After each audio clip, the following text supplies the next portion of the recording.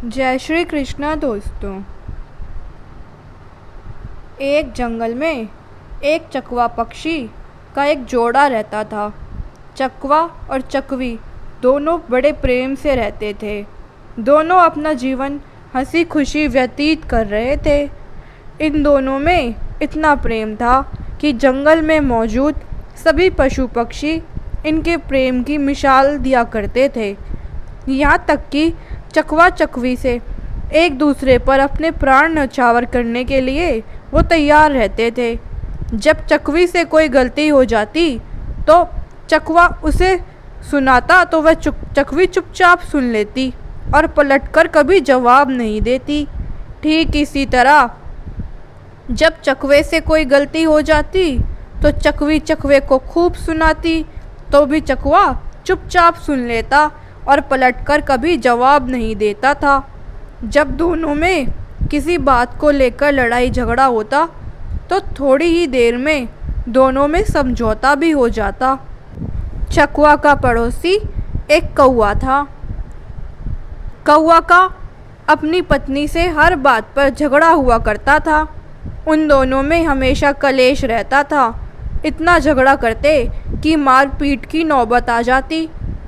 कौवा बड़ा ही दरिद्र था। उसके घर में हमेशा अन्न की कमी रहती थी। वहीं चकवा धन धान्य से संपन्न रहता था क्योंकि उसके घर में खुशहाली और शांति थी। कौवा जब चकवा चकवी को देखता कि ये दोनों कितनी खुशी और आनंद से रहते हैं तो उसे जलन होती थी। कौवा अपने मन में सोचता है कि मैं किस तरह इन दोनों में फूट डालूं और इन दोनों को अलग कर दूं जिससे इसके घर की शांति भंग हो सके। कौवा चकवा का मित्र था। मित्र ही मित्र के बारे में गलत सोच रखता था। उसके मन में चकवा और चकवी के प्रति हमेशा से ही जलन रहती थी। कौवे ने अपने मन में सोचा कि अब मैं इसे शांति से नहीं रहने दूंगा। जब मेरे घर में लड़ाई झगड़े होते हैं और मैं परेशान रहता हूँ तो फिर ये कैसे सुख शांति से रह सकता है। अब इसके घर में भी अशांति फैलानी होगी। इसका जीवन भी हमें नरक करना होगा।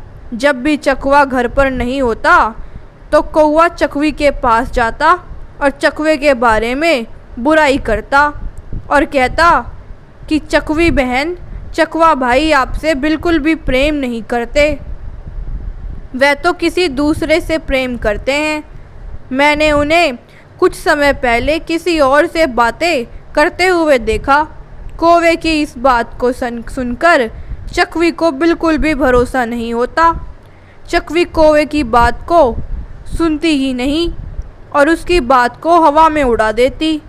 जब भी चकवा अकेला रहता तो कौवा चकवा के पास जाकर चकवी की बुराई करता और कहता कि चकवा भाई चकवी आपसे बिल्कुल प्रेम नहीं करती क्योंकि वह किसी अन्य से प्रेम करती है। मैंने आज ही चकवी बहन को किसी और से बातें करते हुए देखा है। चकवा उसकी बात को सुनकर हंसते हंसते टाल देता और उसकी बात पर बिल्कुल भरोसा नहीं करता।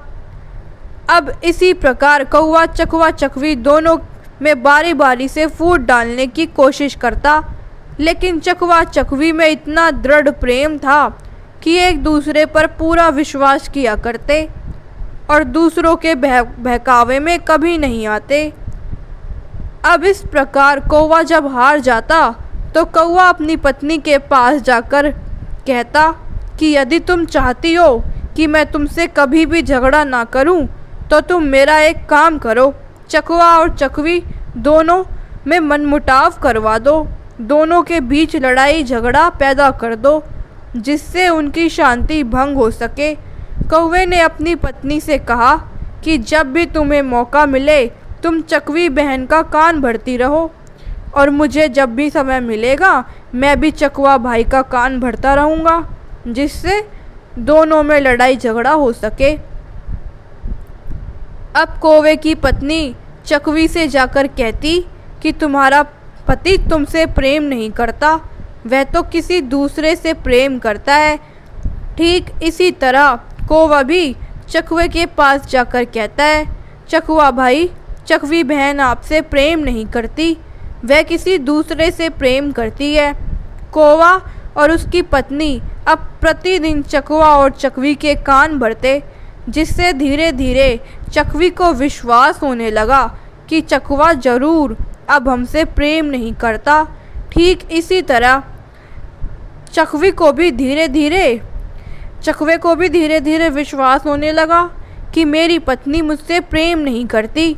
अब चकवा और चकवी में मनमुटाव होने लगा, दोनों के बीच लड़ाई झगड़े होने लगे, जिसकी वजह से लक्ष्मी जी ने चकवा और चकवी के घर को छोड़ दिया, क्योंकि जिस घर में लड़ाई झगड़े होते हैं उस घर में माँ लक्ष्मी का वास नहीं होता। अब चकवा और चकवी के घर में दरिद्रता ने अपना वास कर लिया। जब चकवा और चकवी धन की कमी के कारण भूखे मरने लगते हैं तो यह देखकर कौवा को बड़ा सुकून मिलता है, उसे बड़ी प्रसन्नता होती है। एक दिन चकवे को यह एहसास होता है कि हमारे लड़ाई झगड़े की वजह से यह सब हो रहा है, तो वह अपनी पत्नी से कहता है, हे प्रिय, देखा तुमने, जब हम दोनों एक दूसरे से लड़ाई झगड़े नहीं करते थे तो हमारा जीवन कितना सुखमय था और हमारे घर में अन्न धन की कोई कमी नहीं थी। लेकिन जब से हम दोनों आपस में लड़ाई झगड़ा करने लगे हैं तब से हमारे घर में अन्न धन की कमी हो गई है। चकवे की बात सुनकर चकवी को अपनी गलती का एहसास होता है और वह चकवे से कहती है कि स्वामी, मुझसे गलती हो गई, मुझे माफ़ कर दीजिए। हमें इस प्रकार दूसरों की बातों में आकर आपस में लड़ाई झगड़ा नहीं करना चाहिए। तब चकवी ने चकवे से कहा कि इस समस्या का समाधान हमें करना होगा और इसके लिए हमें क्या करना चाहिए। तब चकवे ने कहा कि यही पास ही एक गुफा में एक सिद्ध महात्मा पुरुष रहते हैं, हम उनके पास चलते हैं, वही हमारी इस समस्या का समाधान करेंगे और हमें यह बताएंगे कि हमें अब क्या करना चाहिए। यह सोचकर चकवा और चकवी उस महात्मा के पास चले जाते हैं और महात्मा को प्रणाम करके बैठ जाते हैं। जब महात्मा ने चकवा और चकवी के आने का कारण पूछा तब चकवा की आंखों में आंसू आ जाते हैं। दोनों पति पत्नी रोने लगते हैं। चकवा विस्तार पूर्वक पूरी कहानी उस महात्मा को सुना देता है। तब महात्मा कहते हैं कि हे चकवा, मेरी बातों को ध्यान से सुनो। आज मैं तुम्हें ऐसी 5 बातें बताऊंगा जिसे यदि तुमने अपने जीवन में उतार लिया और उस पर अमल कर लिया तो कभी भी तुम्हारे घर में लड़ाई झगड़े नहीं होंगे। इसके साथ ही जो मनुष्य मेरी इन 5 बातों पर अमल करेगा उसके घर में कभी भी लड़ाई झगड़ा नहीं होगा तथा उसके घर में कभी भी धन की कमी नहीं होगी और उसके घर से माँ लक्ष्मी कभी भी लूट कर नहीं जाएगी। पहली बात, जो तुम्हारे जानने वाले होते हैं, सगे संबंधी होते हैं, जो तुम्हें अच्छे से समझ रहे होते हैं तथा जो तुम्हें अच्छे से जान रहे होते हैं, वही तुम्हारी जड़ काटते हैं।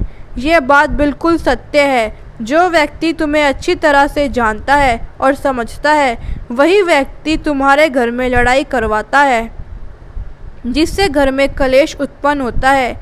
यही लोग आपके दुखों और समस्याओं का कारण बनते हैं।